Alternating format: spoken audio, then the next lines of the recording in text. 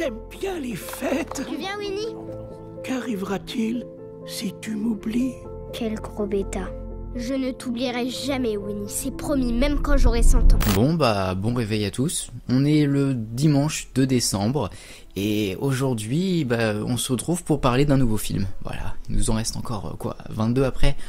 Voilà, tranquille, on avance tout droit vers Noël. Tranquillement, avec pas mal de films. Aujourd'hui, j'ai décidé de vous parler d'un film que j'ai vu tout dernièrement et dont j'ai pas pu vous parler sur la chaîne, donc j'en profite aujourd'hui pour vous en parler parce que ce film est beaucoup trop bien et il méritait vachement plus d'attention que ce qu'on lui a donné. Ce film, c'est Jean-Christophe et Winnie. J'ai le plus pitoyable des imposteurs d'identité juste devant moi. Diego, Bourriquet, Porcinet. Si quelqu'un veut applaudir, c'est le moment ou jamais. Oh, la barbe! Misère! Je n'ai jamais été joyeux. On dit que rien n'est impossible, mais je fais rien tous les jours. Non, c'est pas grave. Alors, c'est un film qui est sorti tout dernièrement en France. Il est sorti le 24 octobre dernier en France, alors qu'aux États-Unis il était sorti le 3 août.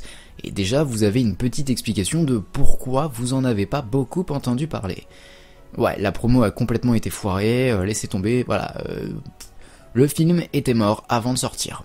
Voilà, ça fout les boules parce que le film est très bon, et c'est pour ça que je vous en parle aujourd'hui. C'est simple, Jean-Christophe et Winnie, c'est le genre de film live qui me permettent de vous assurer que non, Disney c'est pas que pour les enfants. Parce qu'en fait c'est simple, là, comme ça vous êtes en train de vous dire, oh, Jean-Christophe et Winnie, un film live sur Winnie l'ourson.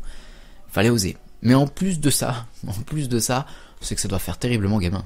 Parce que pour beaucoup, Winnie l'ourson, c'est très enfantin. Et c'est vrai, de base, Winnie l'ourson, c'est très enfantin. Sauf que, là, pour le coup, franchement, on va pas se mentir, mais Winnie l'ourson, Jean-Christophe et Winnie, est un très bon film, et surtout un film qui parlera pas beaucoup aux enfants. Parce qu'en fait, c'est un film qui permet de faire un lien entre le passage à l'âge adulte et l'enfance.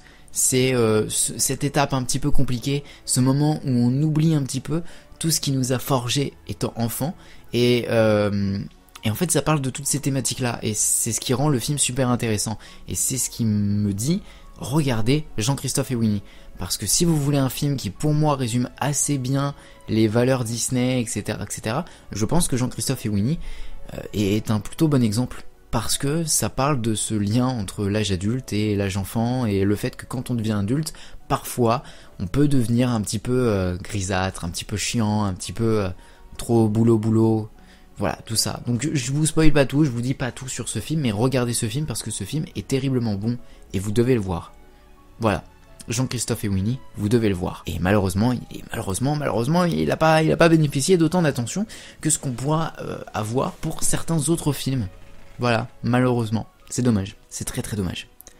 Voilà, c'est tout ce que j'avais à vous dire sur Jean-Christophe et Winnie aujourd'hui. C'est un très bon film, vous devez le voir, et puis c'est tout. Voilà, c'était donc du coup la deuxième case du calendrier de l'Avent de Magic Mouse que vous venez d'ouvrir, et tout simplement on se retrouve demain matin pour un nouveau film.